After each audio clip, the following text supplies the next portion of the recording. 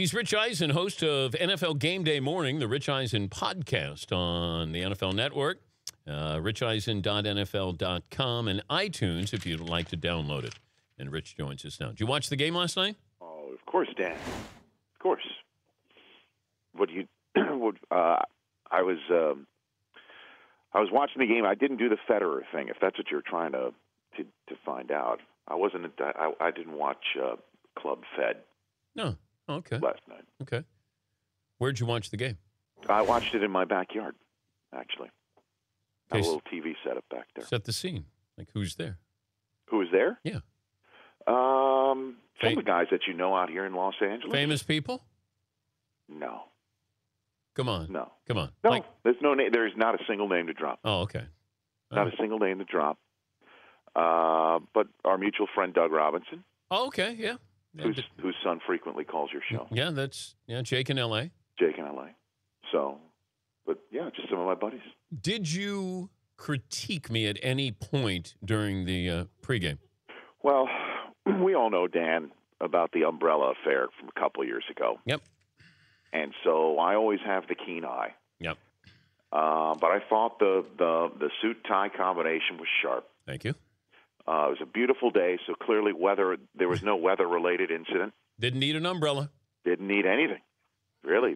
Actually, your smile was your umbrella last night, Dan. Oh, look at that. You know what I'm saying? Yeah. But no, it was just an excellent pregame show, Dan. You went to your left very well.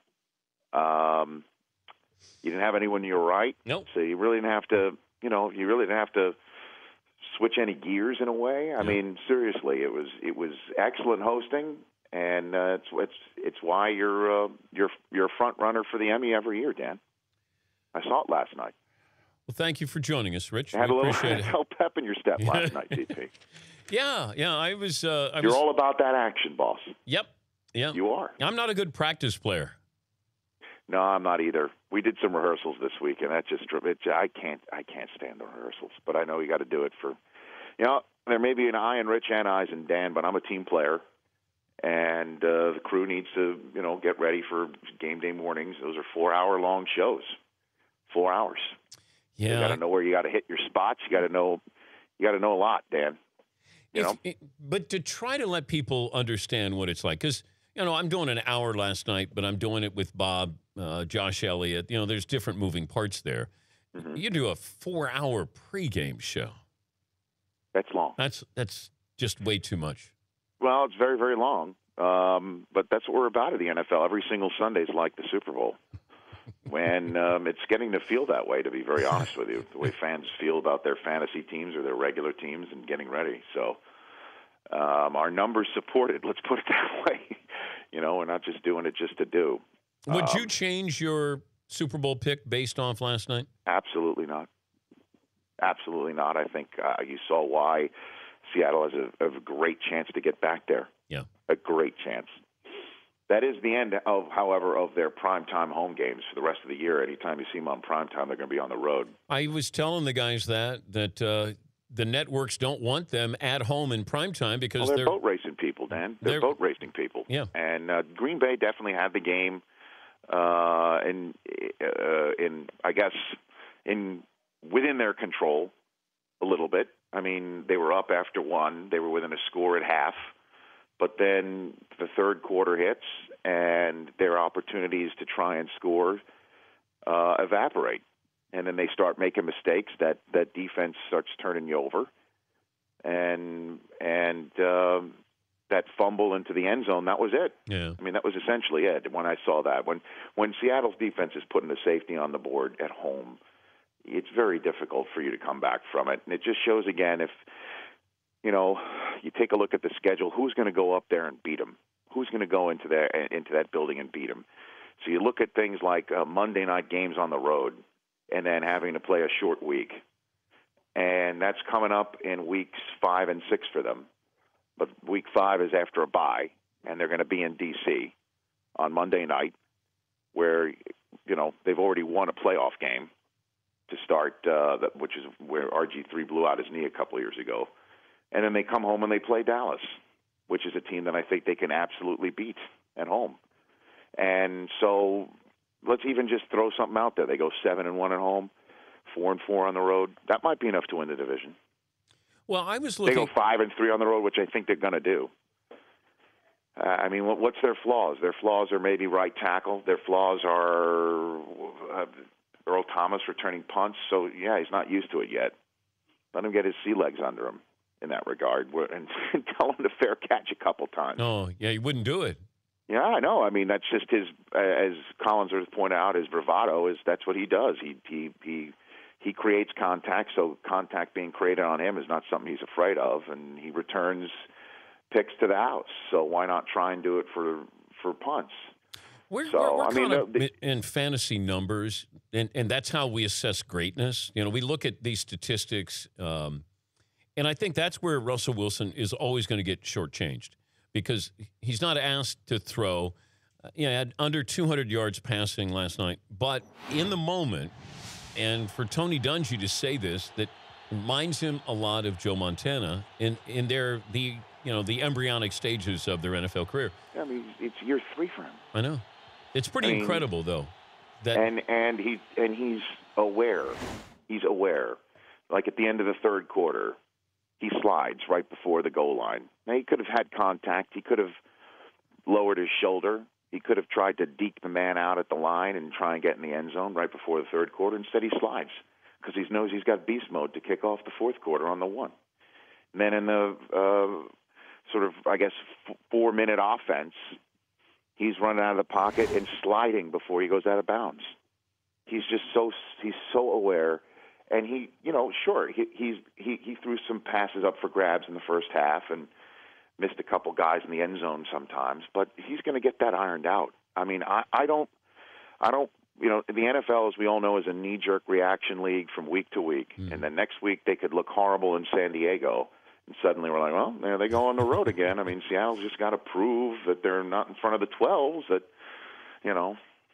they're a different team. I mean, so we could be talking about that in a couple of weeks, but I don't think so. I really don't. He's Rich Eisen from the NFL Network joining us, Dan Patrick Show. Best game this weekend? I just love San Francisco, Dallas. I do. And obviously Colts and Denver, the next NBC game. Now, why do you like Niners Cowboys? I just love it. It's just old school. A full month of everybody wondering if the Niners offense is just a disaster. Everybody's also it was like 3 years ago when with Jim Harbaugh, is he pushing the wrong buttons now? People getting rubbed the wrong way. Is it the K mutiny without the strawberries? I mean, what's happening with them? What's going on with them defensively? They don't have Aldon Smith. Could this be a year that they finally take a step back? And then it's Dallas. I mean, it's Dallas.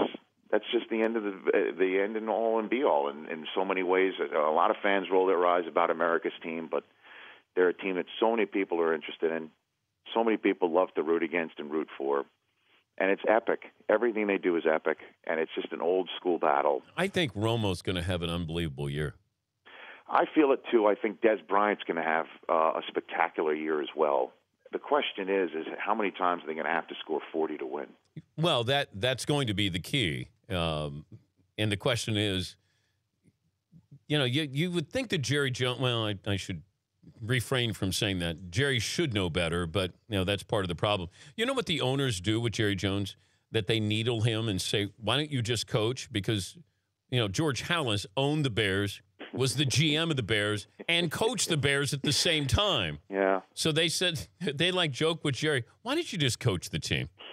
And we'll see if he ever does that. But, I root for Garrett. I like Garrett. I like him. But wouldn't you love to see Jerry Jones coach? Remember when Ted Turner? Yeah, Ted Turner managed the Braves. Right. Maybe do it from the suite. No, he's got to be on the field. I got to have him down there on the field. Oh, you got to have him down there? Oh, absolutely. Well, you do have him down there usually for the last 6 minutes of the game. Yeah. And again, that's why it's so epic. It's so epic. 8-8, 3 straight years, Dan. The last time you and your NBC crew did not have them in their do-or-die Game 256 finale of the season was when Pete Farrell was in his first year going against Sam Bradford in that game that everybody thought was for no reason because it begat the first sub-500 team to make the playoffs as a division winner. And then Beast Mode was born, and suddenly we're talking about them as defending champs a few years later. It's remarkable how long Dallas has been 8-8 and mediocre with a possibility of going to the playoffs. I think Romo is going to have a great year. It does depend on if DeMarco Murray can stay healthy in a way, because, you know, Brandon Whedon throwing to Des Bryant is a different story. So they need to keep the pressure off of Romo and keep him upright. I just really love that game, San Francisco and Dallas. It's just a very epic NFC contest to begin the week. Have fun this weekend. The 4-hour pregame show. It starts in 3, 2, 1. Nervous breakdown in 3, 2, and 1. Thank you, Rich. Hi, DP. He's Rich Eisen from the NFL Network. Also going to be starting his show, I think, in October on DirecTV.